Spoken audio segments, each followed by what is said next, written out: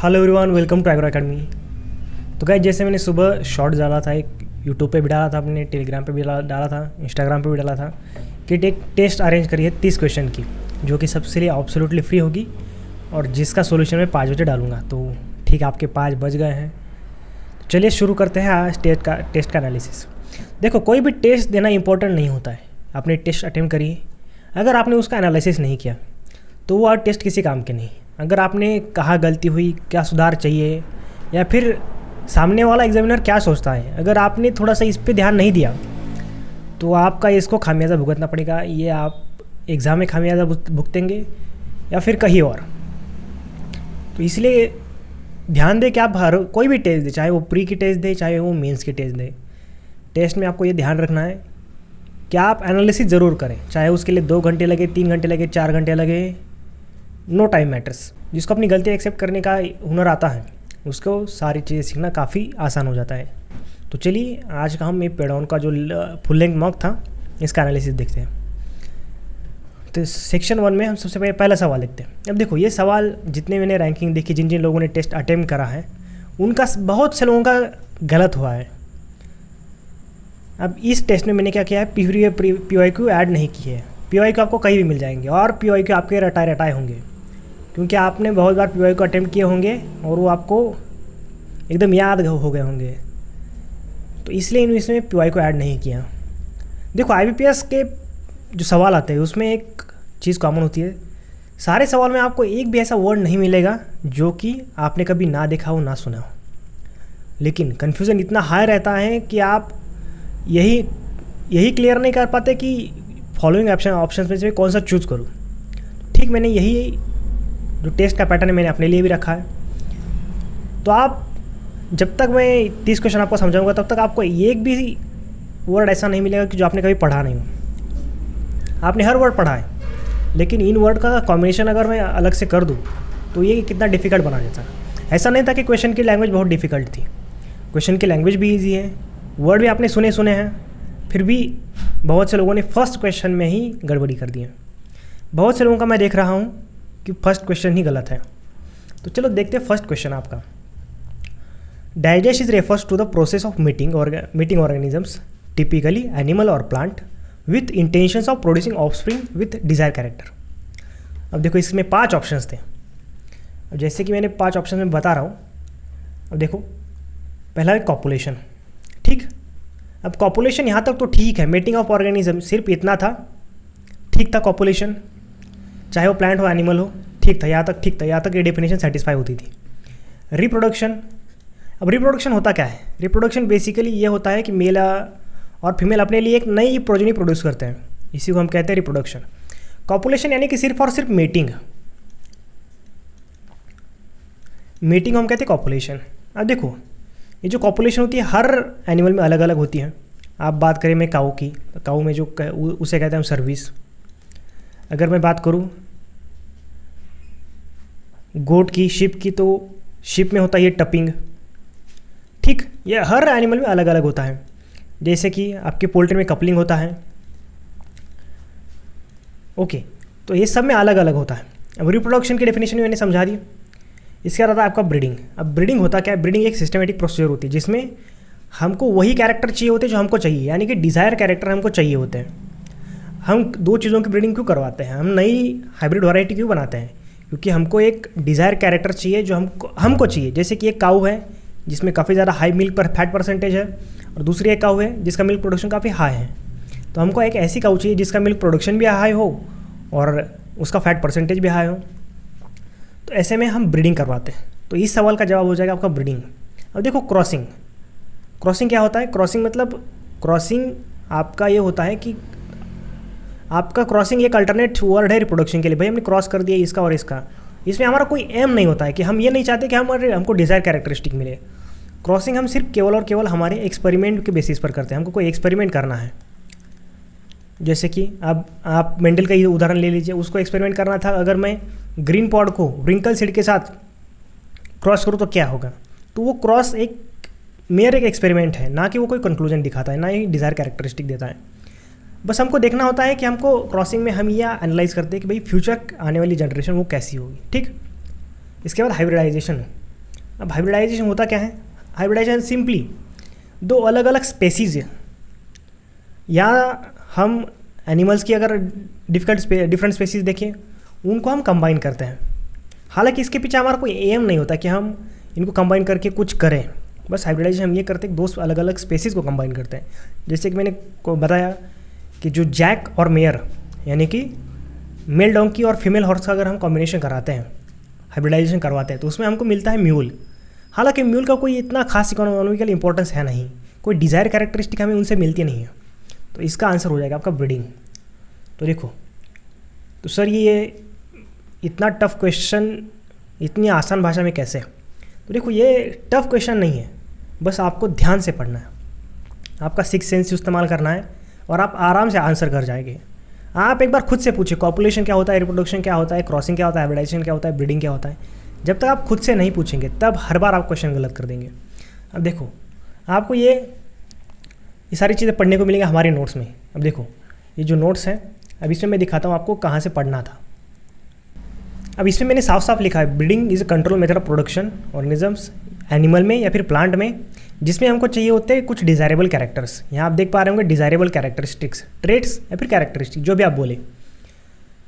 तो ये छोटी छोटी चीज़ें, छोटे छोटे कंसेप्ट बहुत ज़्यादा मैटर करते हैं, क्योंकि IBPS उन्हीं चीज़ों में फोकस करता है कि जो भी ब्रॉड लेवल चीज़ें हैं। जैसे कि 2022 में ये पूछा था कि बताइए कि विच of the following has highest production, मतलब कि हॉर्टिकल्चर की कुछ स्पेसीज दी थी, उसमें पूछा गया था which of the following has highest production, जिसमें आपके वेजिटेबल्स थे, फ्लावर्स थे, फ्रूट्स थे, स्पाइसेस एंड कॉन्डिमेंट्स थे। तो उनमें पूछा गया था सबसे हाईएस्ट प्रोडक्शन किसका होता है, तो सबसे हाईएस्ट प्रोडक्शन हमारे यहाँ होता है वेजिटेबल्स का। तो ऐसे में वो ओवरऑल यानी कि सारा का सारा सोच के क्वेश्चन डालता है, खास करके उनका फोकस रहता है कि कंसेप्ट पर, आपकी कंसेप्ट कितनी क्लियर है। तो जितनी क्लियर कंसेप्ट उतने शार्प होंगे आप, ठीक। तो ये तो हो गया आपकी ब्रीडिंग। तो ब्रीडिंग का ये जो चार्ट है, ये तो मैंने अपने टेलीग्राम ग्रुप पे डाला हुआ था, अगर आपने वहाँ से चेक किया हो तो आपको ये ज़रूर समझ में आता है, ठीक। आप उसको एक बार जाके देखिए, वहाँ पर मैंने ये डाला हुआ है, और ब्रीडिंग का एक लेक्चर भी मैंने अपलोड किया हुआ है, ठीक। चलिए अब दूसरे क्वेश्चन की तरफ मूव करते हैं। अब देखो, विच of the following breed has lowest milk production. ऐसा एक सेम क्वेश्चन IBPS AFO में पूछा गया था, सेम क्वेश्चन, उसको मैं थोड़ा बदल दिया है। अब देखो, अगर आपने मेरा मिल्क प्रोडक्शन वाला लेक्चर देखा होगा तो उसमें मैंने साफ साफ बताया है कि मिल्क प्रोडक्शन की रैंकिंग कैसे होती है। तो मिल्क प्रोडक्शन की रैंकिंग वैसा होता है, मिल्क पर्पस जो ब्रीड होती है वो एक नंबर सबसे आगे रहती है, उसके बाद आपके ड्यूअल पर्पस आती हैं, उसके बाद आती है आपकी ड्रॉड पर्पस ब्रीड, ठीक। इस हिसाब से चलता है मिल्क प्रोडक्शन का रेशो। अब लोवेस्ट मिल्क प्रोडक्शन यानी कि ऐसी ब्रीड जो ड्रॉड पर्पस हो, तो देखो साहिवाल और गिर सबको पता है, छोटे छोटे बच्चे को पता है कि ये मिल्क प्रोडक्शन ब्रीड है। थरपारकर और देवनी ये आपकी ड्यूअल पर्पस ब्रीड है, और बस बची है कांगायाम। कांगायाम आपकी ड्रॉड पर्पस ब्रीड है। ड्रॉड पर्पस होने की वजह से इसको हम as a lowest milk production breed classify करते हैं, क्योंकि इसका इस्तेमाल मिल्क के लिए, मिल्क की ड्रॉड पर्पस के लिए किया जाता है, ठीक। आई होप आपको ये सवाल भी क्लियर हो। सर सवाल बहुत ट्रिकी है, ट्रिकी होंगे क्योंकि ये एक्चुअल लेवल है, एग्ज़ाम का लेवल है। ये नहीं कि मैं कोई भी वन सेंटेंस दे दूँ और ऐसा कह दूँ कि भाई हाँ ये सवाल में आ जाए, क्योंकि होता क्या है ना, 29-30 सवाल आते हैं वहाँ से, जहाँ से आपने पढ़ा है वहाँ से आते हैं, नो डाउट वहाँ से आएंगे क्वेश्चन, लेकिन वो आपको सिलेक्शन नहीं दिलाएंगे। सिलेक्शन आपको, यही सवाल आपको सिलेक्शन दिलाने वाले हैं, ठीक। तो चलिए आगे बढ़ते हैं क्वेश्चन नंबर 3 की तरफ। अब देखिए, एक सिंपल सा सवाल था कि भाई ऐसी कौन सी ब्रीड है which of breed has dish shaped forehead, यानी कि जिसका फोरहेड डिश शेप हो, एक्सेलेंट बटर फैट कंटेंट हो, जिसके दूध में बटर फैट कंटेंट हो, और जिसका फॉन कलर हो। फॉन यानी अगर आपने कभी वो देखा होगा, अगर रास्ते के कुत्ते आपने कभी देखे होगे तो उसका कलर फॉन होता है, तो उस फॉन कलर की कोई ऐसी ब्रीड है। अब देखो, बात करें आपके गिर की, तो गिर का आपका टैन कलर होता है। साहिवाल का भी लगभग टैन ही होता है, ग्रेश टैन होता है। रेड सिंधी यानी कि लगभग डार्क रेड या फिर डार्क ब्राउन का कलर होता है। और गंसी का कलर भी लगभग डार्क होता है। लेकिन फॉन कलर ब्रीड कौन सी आपकी, केवल और केवल जर्सी है। अगर आपको ये सब समझ में नहीं आता था, ये सब नहीं समझ में आता है, तो भी आप डिश शेप से या फिर फॉन्ट कलर से आप ये आसानी से सवाल को सॉल्व कर सकते थे। ठीक, अब देखो अगर आप 4.5% ऑफ फैट को भी देख लेते तो इसमें से सारे ऑप्शन तो एलिमिनेट हो जाते हैं। एक आपका रेड सिंधी सबसे पहले एलिमिनेट हो जाता, दूसरा गंसी एलिमिनेट हो जाता, बचता आपका जर्सी, गिर और साहिवाल। अब मैंने साहिवाल में भी ये बताया कि उसका फैट परसेंटेज सबसे ज़्यादा नहीं है, तो साहिवाल भी हो जाता। गिर और जर्सी में आपका कन्फ्यूजन बना रहता, लेकिन गिर और जर्सी का ये कन्फ्यूजन इन 2 क्लू से आप एलिमिनेट कर सकते थे। ठीक, चलिए ज़रा नोट्स पे नज़र मार ली जाए। चलिए नोट्स आपको बाद में दिखा देंगे। अब देखो ये सवाल थोड़ा सा ट्रिकी था ट्रिकी मानता हूँ, थोड़ा सा डिफिकल्ट था।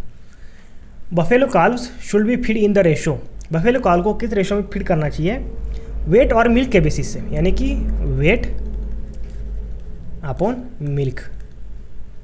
यहाँ लिख लेते हैं वेट एज टू मिल्क।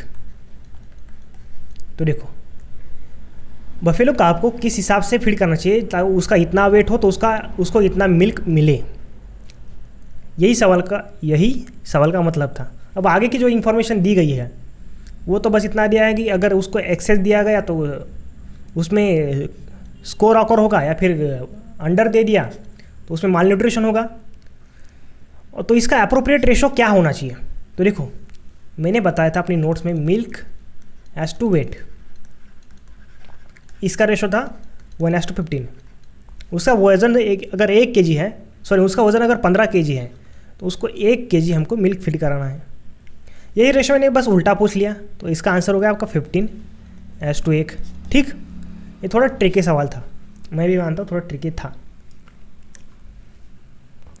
चलिए बढ़ते आपके नेक्स्ट क्वेश्चन की तरफ। Question number 5। अब देखो ये भी सवाल बहुत से लोगों ने गलत किया है, बहुत से लोगों ने। Digest typically refers to nutritional management strategy, यानी कि कोई स्ट्रैटर्जी है और supplementary feeding aimed at increasing reproductive efficiency बढ़ानी है of dairy cows particularly used for future breeding. अब देखो इसको कैसे हल किया जाता है। सबसे पहली बात, न्यूट्रिशनल मैनेजमेंट स्ट्रैटर्जी है, यानी कि कोई स्ट्रैटर्जी है, तो इसको मैं कैसे सॉल्व करूँगा? देखो स्टीमिंग अप क्या होता है? स्टीमिंग अप हम सबको पता है, अगर लास्ट के क्वार्टर में किसी काऊ को खाना दे दिया जाए, एक्स्ट्रा फीड दे दिया जाए, तो उसको हम कहते हैं स्टीमिंग अप। अब न्यूट्रिशनल इफिशिएंसी एक थेरोटिकल रेशो होता है, थेरोटिकल रेशो यानी कि हमारी काऊ ने इतना फूड कंज्यूम किया, feed consumed as to weight gain, उसने इतना वेट गेन किया। अब ये जितना ज़्यादा ये रेशो रहेगा उतनी ज़्यादा न्यूट्रिशनल इफिशिएंसी रहेगी। तो इसका और इसका कोई संबंध है नहीं, क्योंकि थेरोटिकल है और ये एक मैनेजमेंट स्ट्रैटेजी जिसको हम अप्लाई करते हैं, ये प्रैक्टिकल है। ये भी आपका गया। मिनरल ब्लॉक टेक्नोलॉजी, देखो मिनरल ब्लॉक टेक्नोलॉजी में होता यह है कि हम उनके लिए मिनरल ब्लॉक रखते हैं, उनके लिए कोई सप्लीमेंट्री फीड नहीं प्रोवाइड करते, कोई भी सप्लीमेंट्री फीडिंग नहीं होती है जिससे कि उनकी रिप्रोडक्टिव एफिशिएंसी बढ़ सके। तो मिनरल ब्लॉक टेक्नोलॉजी का आंसर कतई नहीं आएगा। इसके बाद बात करते हैं फ्लशिंग अप। फ्लशिंग अप क्या होता है? अगर हमको फ्यूचर में उनका क्रॉस करवाना है तो उससे पहले उनको कुछ खाना खिलाया जाए ताकि उनकी आने वाली रिप्रोडक्टिव एफिशिएंसी ज़्यादा हो, यानी कि आने वाले बच्चे उनके तेज़ हो, तर्रार हो। इसके लिए हम जो स्ट्रैटेजी अप्लाई करते हैं उसको हम कहते हैं flushing up. Flushing up reproduction से पहले और स्टीमिंग अप रिप्रोडक्शन के बाद में, यानी कि फर्टिलाइजेशन के बाद में, जब लास्ट क्वार्टर ऑफ प्रेगनेंसी का, तब हम इसको अप्लाई करते हैं। एक्स्ट्रा मिल्क फीडिंग, तो देखो अब डेयरी काउज़ हैं, अगर आप डेयरी काउज़ को मिल्क फीड कराने जाएंगे तो ये इलॉजिकल बात रहेगी, क्योंकि काऊ मिल्क नहीं पीती है, आपके जो काफ है वो मिल्क पीते हैं। तो ये मिल्क फीडिंग वाला जिन लोगों ने किया है उनको तो मुझे चाटे से मारने का मन हो रहा है, क्योंकि भाई तुम क्वेश्चन को पढ़ा करो यार, कि क्वेश्चन में क्या दिया गया है, कम से कम ये तो पढ़ो। एक बार क्वेश्चन पढ़ो तब आंसर करो, एक बार पूरा क्वेश्चन पढ़ लिया करो मेरे भाई। जब तक पूरा क्वेश्चन नहीं पढ़ोगे तब तक कैसे चलेगा? ठीक, जब तक क्वेश्चन समझोगे नहीं तब तक उसको महसूस नहीं करोगे क्वेश्चन में क्या पूछा है क्या नहीं। एक एक वर्ड उसमें इंपॉर्टेंट होता है। जैसे कि फ्यूचर ब्रीडिंग किसको इम्प्लीमेंट करता है? फ्लशिंग अप को। अगर यही मैंने यहाँ पर ये कर दिया होता कि लास्ट क्वार्टर ऑफ प्रेगनेंसी का लास्ट क्वार्टर में कोई फीडिंग दे दी जाए, तो इसका आंसर बदल जाता। इसका आंसर हो जाता आपका स्टीमिंग अप। तो ये लोग बहुत से लोगों ने अनअटेम्प्टेड रखा है। भाई अटेम्प्ट क्यों नहीं किया यार, सबसे आसान सवाल था। अनअटेम्प्टेड रखना भी कोई बात हुई बताओ। और हाँ, मुझे गुस्सा अनअटेम्प्टेड लोगों से आता है, भाई तुम्हारी दिक्कत क्या है यार। अगर तुम्हारा यहाँ कोई फाइनल सिलेक्शन नहीं हो रहा है, ना ही कुछ तुम्हारी रैंकिंग हम लगा रहे हैं, तो आपको कम से कम अटेम्प्ट तो करना चाहिए। आपने अटेम्प्ट भी नहीं किया। तो कोई भी क्वेश्चन ऐसा है जो अनअटेम्प्टेड मत छोड़ो। अगर आप खास में बात करो, जब आप टेस्ट दे रहे हो, टेस्ट के वक्त में कोई ये नहीं, 4 गलत हो जाए, 10 गलत हो जाए, 20 के 20, 30 के 30 गलत हो जाए, कोई भी क्वेश्चन अनअटेम्प्टेड मत छोड़ो, क्योंकि ये आपकी लर्निंग प्रोसेस है। जब तक प्रोसेस को फॉलो नहीं करोगे तब तक रिजल्ट कैसे पाओगे। ये एक ऑनलाइन का सवाल था कि ये पूछा गया था आयशायर काऊ का ओरिजिन क्या है, तो उसका ओरिजिन स्कॉटलैंड है। ठीक, आयशायर स्कॉटलैंड, ये मैंने बताया है, इसकी ट्रिक मैंने अपने लेक्चर में बता दी है। अब ये थोड़ा सा डिफ़िकल्ट सवाल था कि what is the frequency of administration of FMD vaccine in severely affected areas. अब देखो, सीवियरली अफेक्टेड एरिया में इसका वैक्सीनेशन कैसे करवाना है, तो मैंने एक ट्रिक बताई थी, 4 9 11, 4 9 12। जैसे कि सीवियरली अफेक्टेड एरिया हो, सीवियरली अफेक्टेड एरिया हो, लिस्ट अफेक्टेड एरिया हो, या फिर मॉडरेट हो, इस हिसाब से हम उसका वैक्सीनेशन करवाते हैं। अगर सीवियरली इफेक्टेड एरिया है, आप 4 महीने में एक बार कराइए। अगर मॉडरेट है तो 9 महीने में कराइए। और बहुत कम आपके यहाँ अगर FMD देखने को मिलता है तो 12 महीने के लिए जाए, 12 महीने के बाद आप वैक्सीनेशन कर सकते हैं। तो ये सारी बातें मैंने आपको लेक्चर में बता दी। जिन्होंने लेक्चर अटेम्प्ट किया है तो उनको ये चीज़ें बहुत आसान लगी होगी। ठीक, चलिए आगे बढ़ते हैं। Next question, which of the following breeding method use for locking specific traits और कैरेक्टरिस्टिक। ये फ्री की PDF मैंने टेलीग्राम ग्रुप पे डाली थी, तो आप इसको देखिए एक बार कि भाई कहाँ गलत है। तो मैंने उसके साफ साफ ये बताया है कि लॉकिंग इन स्पेसिफिक ट्रेट्स में अगर आपका किसी भी ट्रेट का लॉक इन चाहिए, यानी कि वो आपको उसमें हमेशा के लिए फिट करना है, लॉक इन करना है, तो आपके लिए कौन सी मेथड्स ऑफ ब्रीडिंग सबसे बढ़िया रहेगी, तो उसका आंसर था लाइन ब्रीडिंग। ये देखो मैंने कहाँ बताया था इसको, हाँ, तो ये थी वो PDF जिसमें मैंने ये बताया था कि जो लाइन ब्रीडिंग होती है वो हम लॉकिंग ऑफ डिज़ायरेबल कैरेक्टर को लॉक इन करने के लिए, ये देखो मैंने इसको हाईलाइट भी किया हुआ है। लॉक इन के लिए सबसे बढ़िया मेथड होती है आपकी लाइन ब्रीडिंग। ठीक, आई होप आप समझ गए होंगे कि लॉक इन क्या होता है। तो चलिए बढ़ते हैं आपके अगले सवाल की तरफ। अब यहाँ पे मैंने सबसे खास करके इंस्ट्रक्शन डाला था, रीड केयरफुली। फिर भी लगभग 90% लोगों ने इसका आंसर गलत कर दिया है। जब मैं आपको ऊपर बता रहा हूँ कि केयरफुली रीड करो, फिर भी आप केयरफुली रीड नहीं कर रहे हैं। इसमें मैंने ये कहा था, द एनिमल हाईली ससेप्टिबल, चाहे वो वेदर, चाहे वो क्रॉस ब्रीड हो, चाहे वो प्योर ब्रीड हो, जिसमें होगा क्या, ड्राइनेस ऑफ मजल होगी, डिस्चार्ज फ्रॉम आइज होगा, डायरिया होगा, और फ्रीक्वेंटली आर्च्ड बार्क, बैक उसकी बैक जो है वो आर्च्ड होगी, यानी कि पीठ मुड़ी हुई होगी। अब ये जो डिसीज़ है ये किसके द्वारा होता है, यहाँ पे मैंने डिसीज़ का नाम नहीं पूछा था, मैंने ये पूछा था कि ये डिसीज़ के लिए कॉजल ऑर्गेनिज्म कौन सा है।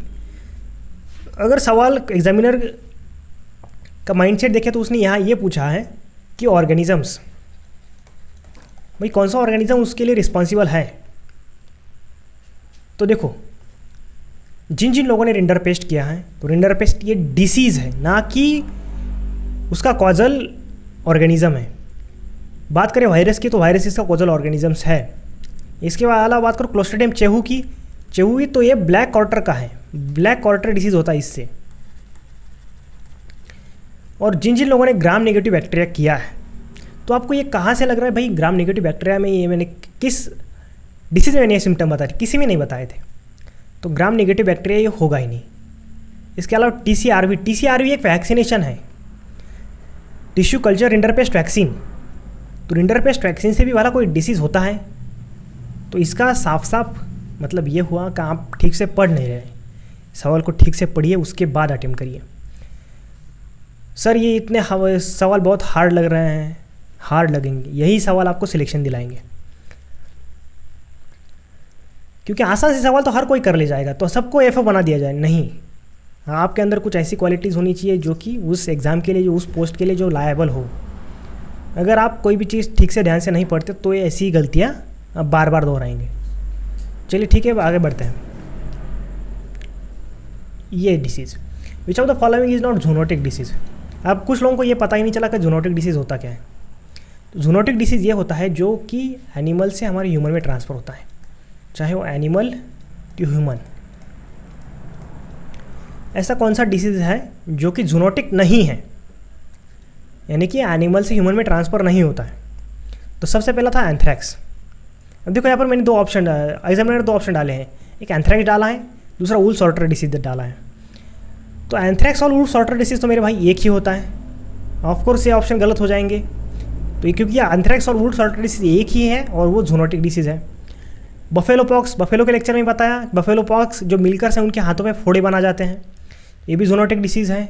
बर्ड फ्लू, बर्ड फ्लू अगर आपको बात याद होगी कोरोना से पहले 2019 की, तो बर्ड फ्लू आया था, वो भी पोल्ट्री से ह्यूमन में फैला था, तो वो भी आपका ऑप्शन गलत हो जाएगा। ये भी आपका जूनोटिक डिसीज़ है इन पोल्ट्री से ह्यूमन में आता है। माल्टा फीवर जिसको हम ब्रुसेलोसिस कहते हैं, वो एक आपका जूनोटिक डिसीज़ नहीं है। ठीक, तो आपका सही आंसर हो जाएगा माल्टा फीवर। एंथ्रैक्स आपका गलत हो जाएगा, माल्टा फीवर सही हो जाएगा। ठीक, अब नीचे ये सवाल पूछा गया था, which of the following is non contagious disease, यानी कि कौन सा डिसीज़ छुआछूत से नहीं फैलता। तो देखो, bacterial black water, anthrax, brucellosis, Malta fever. अब ब्रुसेलोसिस और माल्टा फीवर तो एक ही चीज़ हुई। अब जितने भी मैंने ये बताए हैं यहाँ तक और ये वाला, ये तो बैक्टीरियल डिसीज़ है मेरे भाई, ये तो कॉन्टेजियस होंगे ही होंगे। इनका कैरेक्टर्स अगर थोड़ा सा ही बाहर गिरता है तो सारे तबेले में सारे गायों को ये डिसीज़ हो जाएगा। लेकिन बात रही पार्चुरेंट पैरासिस की। पार्चुरेंट पैरासिस यानी कि मिल्क फीवर है। मिल्क फीवर आपका होता है कैल्शियम की कमी की वजह से। तो कैल्शियम की कमी अगर होती है, इसकी वजह से अगर कोई डिसीज़ होता है तो वो कॉन्टेजियस यानी कि छुआछूत से नहीं फैलता है। तो पार्चुरेंट पैरासिस एक इंपॉर्टेंट डिसीज़ था आपका नॉन कॉन्टेजियस में। इसको हम मेटाबॉलिक डिसीज़ भी कहते हैं। ठीक, तो हर एक चीज़ को, हर एक को ध्यान से समझिएगा, ध्यान से, क्योंकि मैंने पार्चुरेंट पैरासिस वहाँ पे बोला गया था, काफ़ी बार मैंने लेक्चर में ये बात रिपीट भी करी है। अब आते हैं आपके अगले सवाल पर, जिसमें ये मैंने बताया था, ये एग्जामिनर ने ये पूछा था, विच ऑफ द ब्रीड, एक ब्रीड का नाम पूछा गया है जो कि बफेलो है। अब cross of native buffalo, native buffalo cross किसके साथ हुई है? मुर्रा के साथ। मुर्रा के साथ उसका क्रॉस हुआ है, जिसके पास क्या है? एक वेज शेप अडर है। दूसरा, उसके पास loose ring at the tip of horns, horns के ऊपर एक लूज रिंग है। Compact and medium body structure, black colour और 1200 से 1500 लीटर मिल्क। ठीक, अब मैंने यहाँ से इतना पार्ट मिटा दिया, मुझे ये चाहिए ही नहीं, इस पार्ट का कोई मतलब नहीं। ये IBPS CFO का अलग सा पार्ट है जिसका सवाल सोल्व करने में कोई हाथ नहीं। मुझे ये पता चला मुझे एक बफेलो ढूंढनी है जिसके अंदर वेज शेप अडर हो, लूज रिंग एट हॉर्न्स हो, और जो कि क्रॉस हो बुल्ला और बफेलो का।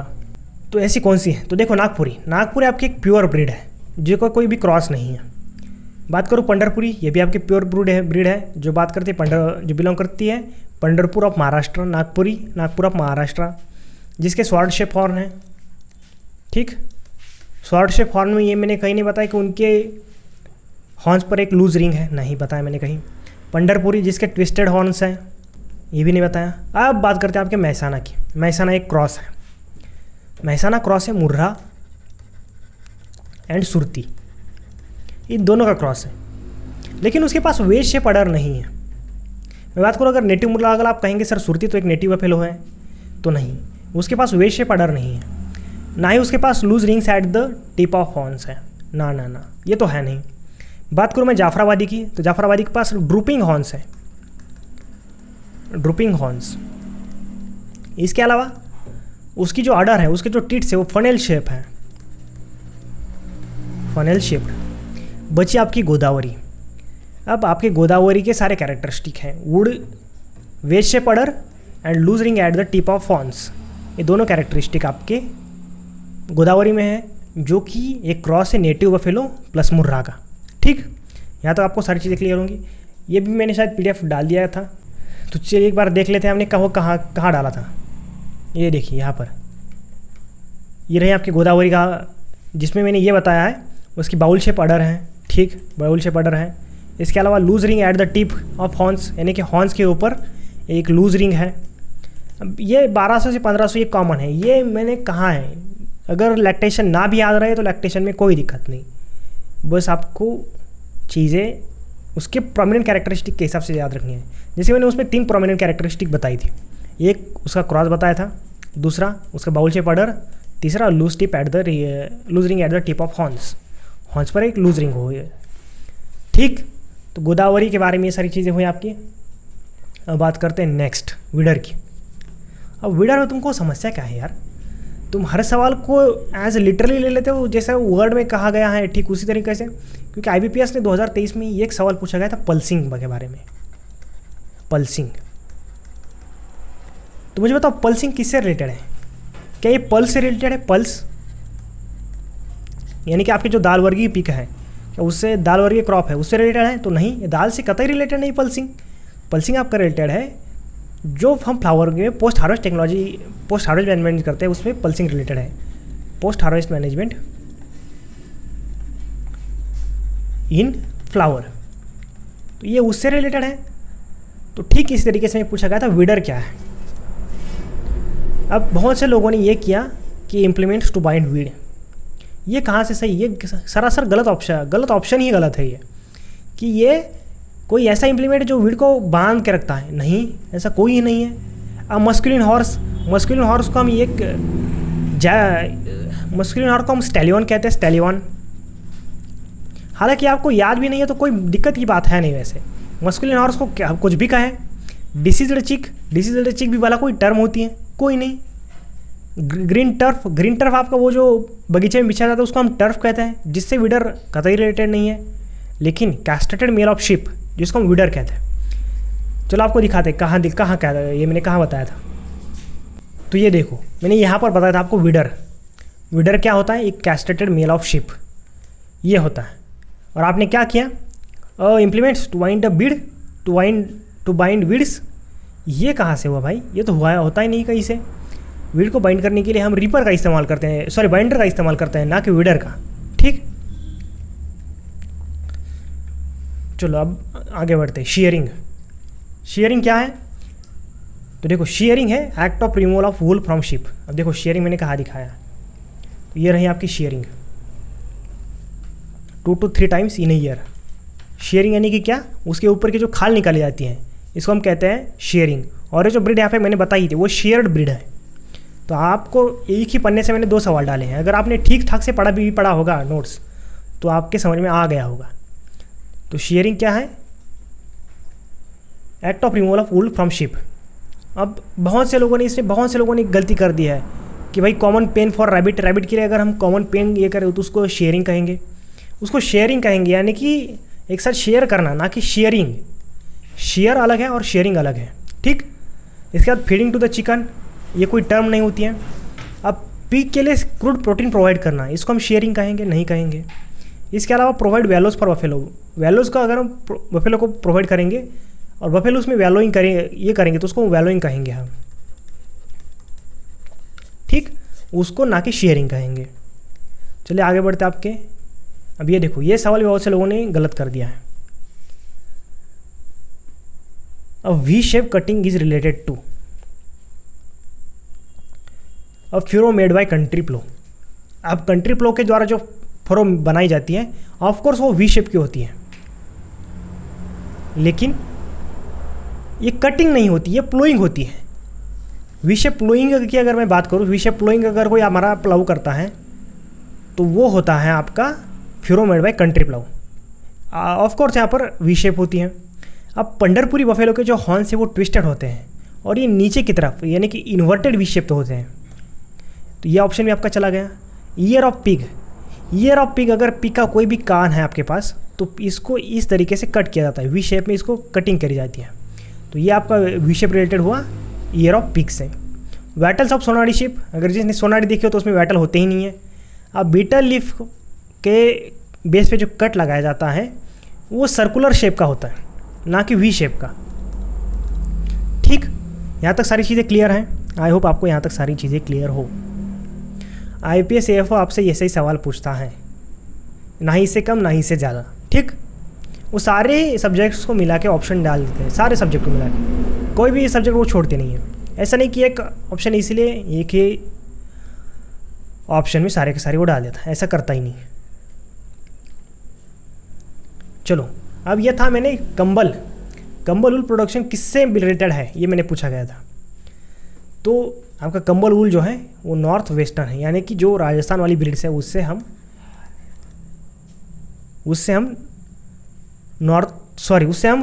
कंबल वूल का प्रोडक्शन करते हैं। अब नॉर्थ ईस्टर्न जो ब्रीड है वो खास करके मीट पर्पज़ के लिए इस्तेमाल करी जाती हैं।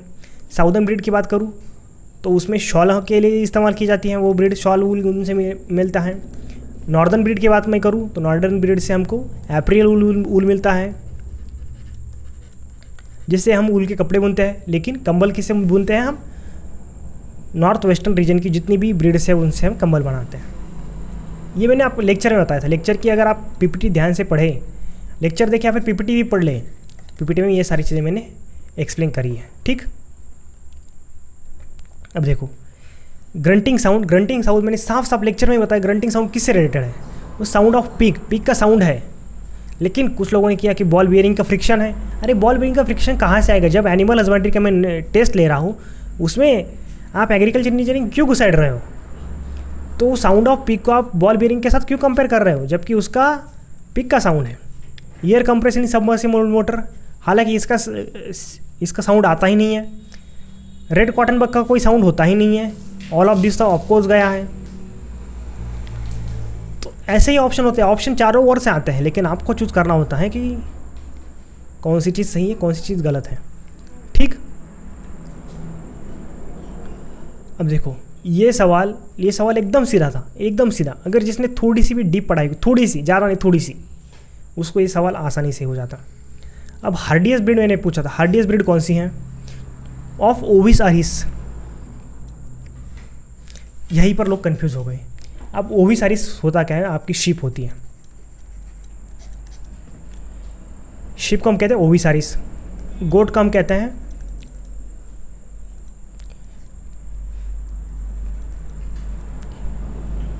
कैप्रा हिरकस, ठीक। इसके अलावा हमारा जो है ये हमारा जो पिग है, पिग को हम कहते हैं सस क्रोफा। पोल्ट्री को हम कहते हैं गैलस डोमेस्टिकस।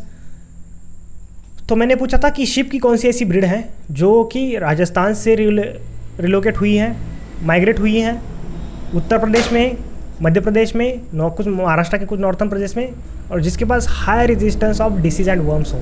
मुझे यहाँ तक इससे कोई मतलब नहीं है, कहाँ से ब्रीड कहाँ तक गई है मुझे कोई मतलब नहीं है। बस मैंने लेक्चर में ये बताया था कि ऐसी कौन सी ब्रीड है जिसके पास high resistance, disease resistance and worm resistance power हो, तो वो ब्रीड है आपकी मारवाड़ी। अब जैसा कि मैंने यहाँ पर ओवी सारीज बताया था, इससे थर पारकर ये काऊ का ऑप्शन ये गलत हो जाता। राठी भी आपकी काऊ है, वो भी गलत हो जाता। गिर भी आपके काऊ है, वो ऑप्शन सीधे सीधे एलिमिनेट हो जाते। अब बचे दो ऑप्शन आपके पास, चोकला और मारवाड़ी। मैंने चोकला में कभी नहीं बताया था कि उसके पास हाई रेजिस्टेंस पावर है, कभी नहीं कहा मैंने। तो केवल और केवल आपकी मारवाड़ी एक ऐसी ब्रीड है जिसके पास हाई रेजिस्टेंस पावर है, ठीक। अब ये मैंने कहाँ बताया था आपको, चलो थोड़ा नोट्स का दर्शन कराते हैं।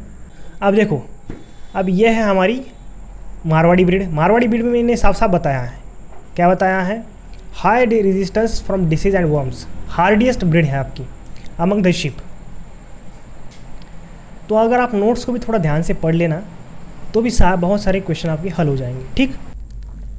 चलिए बढ़ते हैं आपके अगले सवाल की तरफ। अगला सवाल ये पूछा गया था कि ऐसी बफेलो की ब्रीड के बारे में पूछा गया था। Which of the following having characteristics of, ऐसी कौन सी ब्रीड है जिसके पास हेवी है, ड्रूपिंग हॉर्न्स है। Drooping horse each sides of neck, दोनों साइड नेक के दोनों साइड है। Turn upward at the point, gives studious eyes, sleepy eyes appearance specially male के बारे में ये कहा गया था कि स्लीपी आइज होते हैं मेल्स में।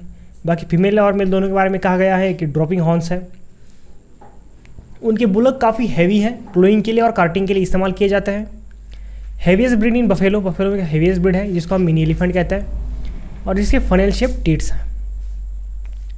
अगर आपने मेरा बफेलो वाला लेक्चर अटेम्प्ट किया है तो उसमें एक ट्रिक थी, जाफराबादी तो एफ से फनेल शेप हो जाएगा और डी से ड्रूपिंग हॉर्न्स। तो ये आपको किस में देखने को मिलेगा? तो ये आपको देखने को मिलेगा केवल और केवल जाफराबादी में। मैं बात करूँ मुर्रा की, मुर्रा के हॉर्न जो है वो टाइटली कर्व्ड है। मैं बात करूँ सुरती की, सुरती के शिकल शेप हॉर्न्स है। भदावरी के हॉर्न्स के बारे में कोई ज़्यादा डिस्क्रिप्शन है नहीं हमारे पास, और नन ऑफ दिस ऑप्शन हमारा एब्सोल्युटली आएगा नहीं। केवल और केवल आपकी जाफराबादी ऐसी ब्रीड है जिससे ये ऑप्शन मैच खाते हैं। ठीक, अब यहाँ मैंने पूछा गया था कि विच of the following breed is, ऐसी कौन सी ब्रीड है जिसका best carpet wool in Indian ship, Indian ship में सबसे बेस्ट वूल हो, हाई क्वालिटी वूल है। ठीक, फाइनेस्ट कारपेट पर्पज वूल है। चलो यहाँ तक तो मैंने पूछ लिया था सारी की सारी चीज़ें। इससे पहले मैंने पूछा था कि कंबल को जिसको हम कहते हैं कारपेट वूल। अब मुझे ये नीचे वाला पढ़ना ही नहीं है। ठीक, ये भी नहीं पढ़ना मुझे। अब बेस्ट कारपेट पर्पज वूल है, यानी कि ये मुझे क्या दर्शाता है कि ब्रीड राजस्थान से होगी, हाई क्वालिटी वूल होनी चाहिए। ठीक है, और फाइनेस्ट वूल। अब मालपुर आपके राजस्थान से हैं, ये एक ऑप्शन हमारा रहेगा, ऑफकोर्स रहेगा। चोकला हमारे राजस्थान से है, ऑप्शन एक और रहेगा हमारे पास।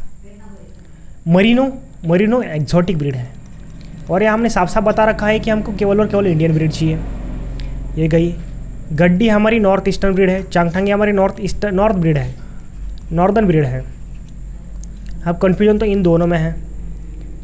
अब मालपुरा आपकी मीट पर्पज ब्रीड है, बट चोकला आपकी ऐसी ब्रीड है जिसको हम कहते हैं Indian Merino, best carpet purpose wool in India, जिसका वूल सबसे महंगा है, सबसे बढ़िया वूल जिसका है, सबसे फाइन वूल जिसका है, वो हमारी चोकला शेप है। ठीक, तो चलिए आगे बढ़ते हैं। अब यहाँ पर ये पूछा गया है कि विच of the following breed having, ऐसी कौन सी ब्रीड है जिसके पास फॉलोइंग कैरेक्टरिस्टिक है। गोट का जो ओरिजिन उत्तर प्रदेश है, उसके पास वाइट कोट है, टैन कलर की मार्किंग है। ठीक है, यहाँ तक सारी चीज़ें ठीक है।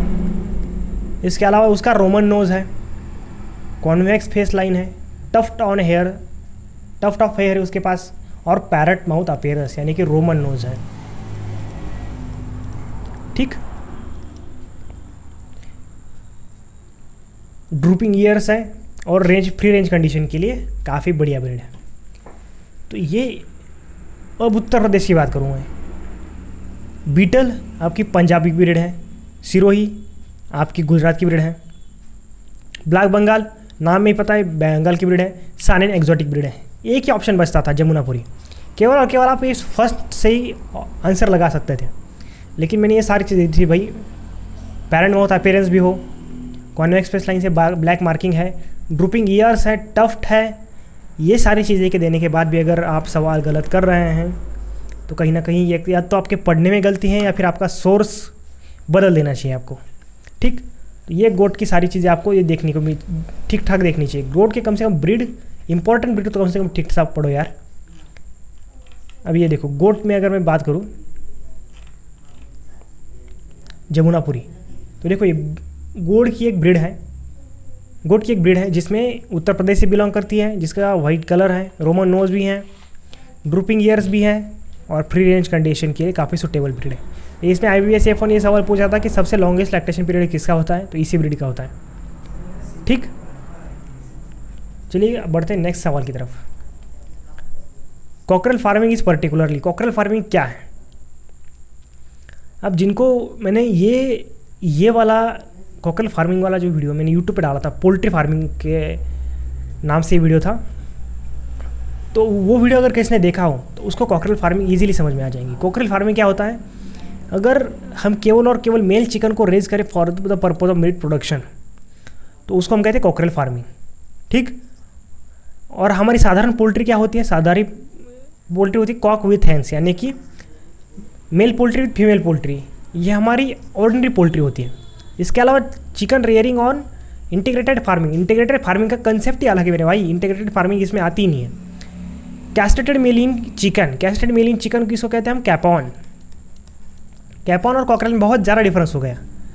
Matured chicken raise for meat, matured chicken अगर जो मीट के लिए रेज करते हैं उसको हम कहते हैं बॉयलर। ठीक, ब्रॉयलर कहते हैं हम उसको। तो केवल और केवल आपका ये ऑप्शन सही हो जाएगा। ठीक, मेल चिकन को रेज करना, ये मैंने कहाँ बताया था, आपके लेक्चर में बताया था मैंने। ठीक, अब ये देखिए ब्रूडर। ब्रूडर क्या होता है? अब ब्रूडर तो बहुत से लोगों को पता ही नहीं ब्रूडर क्या होता है।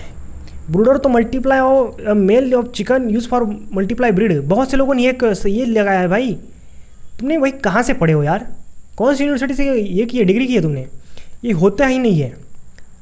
तो male chicken multiply for breed, इसको हम कहते हैं कॉक या फिर रोस्टर, जो भी हो आपका। रोस्टर आपका मीट के लिए इस्तेमाल किया जाता है, कॉक आपका ब्रीडिंग के लिए इस्तेमाल किया जाता है। तो इसका आंसर होता है कॉक। ब्रूडर क्या होता है? एक मशीन या फिर एक डिवाइस जो कि हीट प्रोवाइड करती है यंग चिकन्स को। ये आपका आंसर होना चाहिए था। इसके अलावा मैं अगर अदर ऑप्शंस की बात करूँ, हेन that stop laying eggs while on sitting on her eggs and hatch them, इसको हम कहते हैं ब्रूडी। या फिर ब्रूडी का ये अर्थ भी होता है कि कोई भी अगर हैन है जो एग लेना बंद कर चुके हैं, उसको भी हम ब्रूडी कहते हैं। अब मेल चिकन जो कैस्ट्रेटेड किया जाता है उसको कहते हैं हम कैपॉन। अब person who manages the poultry, ये सवाल ये कहीं से दूर दूर सवाल नहीं है, इसलिए एलिमिनेट हो जाता है। अब इसमें मुझे बहुत से लोगों ने स्लाइसिंग किया हुआ है भाई। यहाँ हम फल काटने की बात नहीं कर रहे हैं। ये सवाल था जो पूछता है आपके removal of portion of animal tail की जो प्रोसेस होती है, जिसको हम टेल रिमूव करते हैं, उसको क्या कहता है? उसको हम डॉकिंग कहते हैं, डॉकिंग। ब्लांचिंग क्या होता है? ब्लांचिंग तो आपकी एक पोस्ट हार्वेस्ट मैनेजमेंट से रिलेटेड एक टर्म है। मार्किंग यानी कि जो आप मार्क लगाते हैं उसको हम मार्किंग कहते हैं। शीयरिंग का कोई दूर दूर तक इससे संबंध है नहीं। स्लाइसिंग तो फलों की होती है मेरे भाई। अगर आप फल की एक स्लाइस निकालते हैं, केक की स्लाइस निकालते हैं, तो उसको हम स्लाइसिंग कहते हैं। तो ये आपका डॉकिंग सीधा वन लाइनर था। अब हालांकि ये एक्स्ट्रा इन्फॉर्मेशन दी गई है कि कॉमनली फॉर शिप में किया जाता है, पिग में किया जाता है। हाँ, ये शिप में किया जाता है क्योंकि ये शिप में पढ़ा है हमने कि उनकी हेल्थ के लिए, हाइजीन के लिए और ब्रीड स्टैंडर्ड के लिए अच्छा होता है। और इसमें ऑप्शन भी ये भी था, आंसर ये यहाँ पर भी था, डॉकिंग कैन हेल्प। फिर भी लोग गलत कर दे रहे हैं। ये मुझसे ये उम्मीद तो नहीं थी आपसे। अब देखो, India has rank in egg production, ये साफ आपके करंट अफेयर से था। अगर ये सवाल आपने छोड़ भी दिया है, सही डिसीजन था, लेकिन छोड़ना नहीं था। आपका इंडिया का रैंक सेकंड है। ये पीआईबी का जो डाटा है 23 दिसंबर 2023 की अगर आप बात करें, उस वक्त जो पीआईबी रिलीज़ हुई थी उसमें यह कहा गया है कि हमारे इंडिया का रैंक सेकंड हो चुका है एग प्रोडक्शन में। अगर कहीं आपको ये थर्ड भी देखने को मिलता है तो आप सोर्स चेक करिएगा एक बार, उसके बाद कहिएगा। लेकिन अगर आपने ये पीआईबी पढ़ी है तो ठीक, आपको डाउट नहीं होना चाहिए। ग्रीमर रेफर्स टू, ग्रीमर क्या होता है? अब देखो, ग्रीमर में बहुत से लोगों ने गलतियाँ कर दी। अब ग्रीमर ऐसा होता है कि एक शीप की ऐसी फीमेल जिन्होंने अब तक किसी भी यंगोन को बर्थ नहीं किया है, कोई बच्चा नहीं दिया है।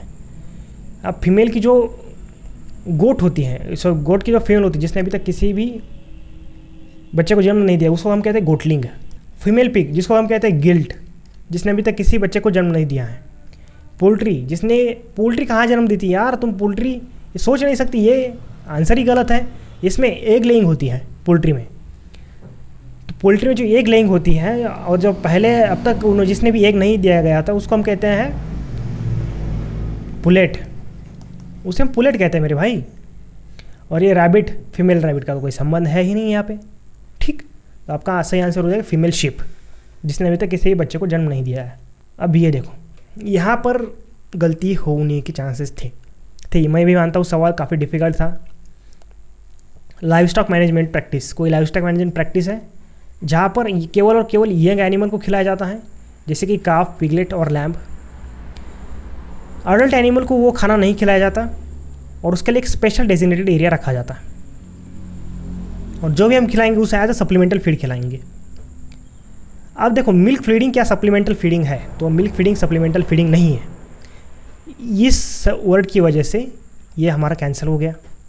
मिनरल मिक्सचर हम दोनों को अलाउ करते हैं, आपके बच्चों को भी प्लस अडल्ट को भी। यहाँ पे अडल्ट का तो एक्सेस जो है वो डिनाई कर दिया है, तो मिनरल मिक्सचर भी आपका नहीं आएगा।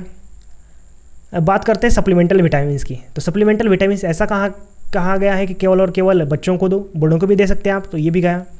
मिल्क रिप्लेसर, अब मिल्क रिप्लेसर एक नो डाउट एक सप्लीमेंटल फीड है, लेकिन केवल और केवल बच्चों को दिया जाता है, ये भी बात सही है। लेकिन जब हम मिल्क को रिप्लेस करते हैं तब दिया जाता है, तो मिल्क रिप्लेसर भी नहीं आएगा। क्रिप फीडिंग जो हम केवल और केवल बच्चों को खिलाते हैं, ताकि वो एक सप्लीमेंटल फीडिंग है और एक डेजिग्नेटेड एरिया है। मिल्क रिप्लेसर आप बिना डेजिग्नेटेड एरिया में भी रख सकते हैं,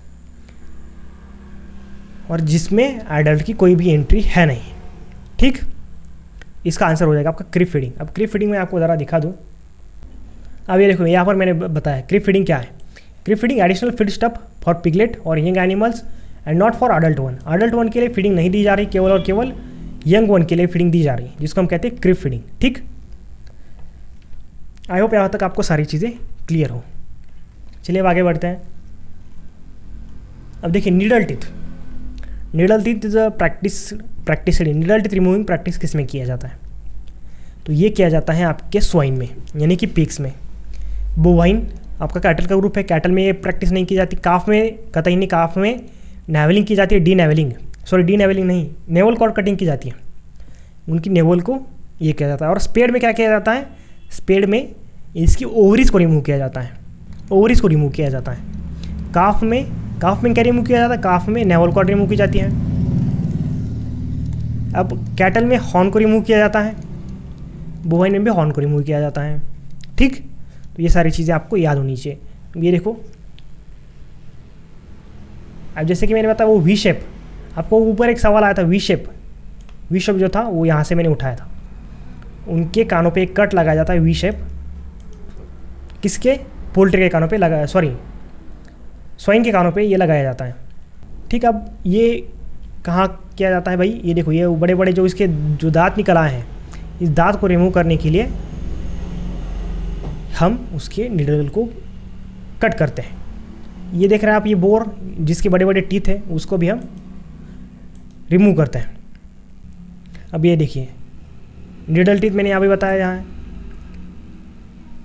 clip needle teeth shortly after birth, यानी कि निडल टीथ को हमको शॉर्टली बर्थ होने के तुरंत बाद हमको इसके जो टीथ है उसको रिमूव करना है।